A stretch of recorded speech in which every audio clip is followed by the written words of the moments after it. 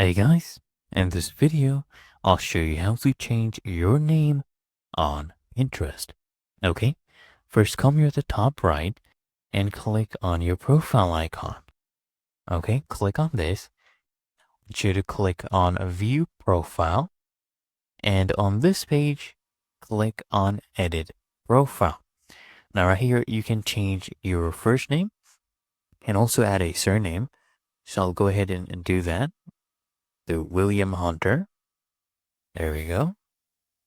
And now scroll down, and I can also change your username as well, whatever you wanted. Let's do answer ASAP.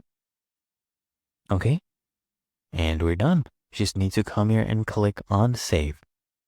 Okay, and I'm saving our changes.